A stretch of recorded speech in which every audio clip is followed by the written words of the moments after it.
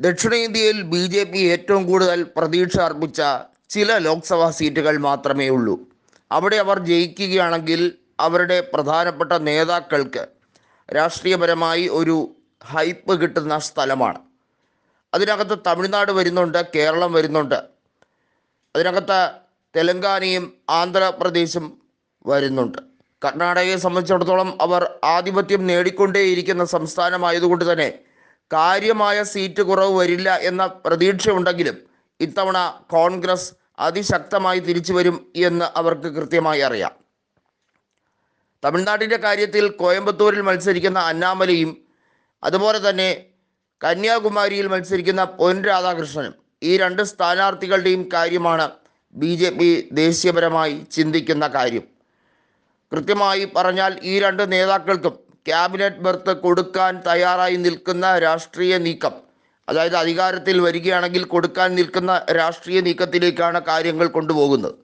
എന്നാൽ ഇക്കുറി B J പിക്ക് ദക്ഷിണേന്ത്യയിൽ സീറ്റുകളൊന്നും തന്നെ കാര്യമായി ലഭിച്ചില്ലെങ്കിൽ ഒറ്റയ്ക്ക് ഭൂരിപക്ഷം, കേവല ഭൂരിപക്ഷം പോലും ലഭിക്കില്ല എന്നുള്ളത് വ്യക്തമാണ്.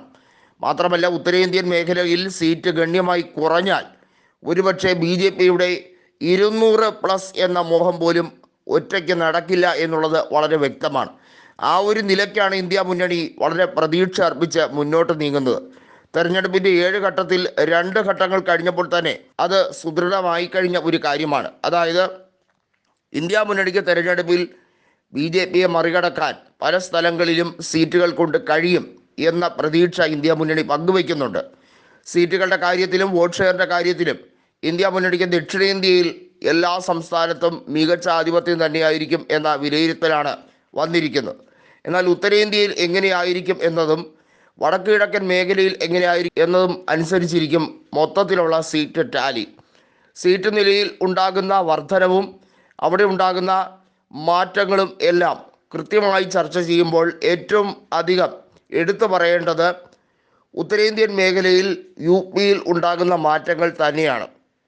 എന്നാൽ ദേശീയ തലത്തിൽ 370 എന്ന് നരേന്ദ്രമോദി വെറുതെ പറഞ്ഞു വെച്ചതാകാൻ വഴിയില്ല എന്ന് ആദ്യം ഇന്ത്യ മുന്നണി ചിന്തിച്ചെങ്കിലും ഇന്ത്യ മുന്നണിക്ക് കൃത്യമായി മനസ്സിലായി കഴിഞ്ഞിരിക്കുന്നു, അത് മോദിയുടെ ഇലക്ഷൻ സ്ട്രാറ്റജി തന്നെയാണ്.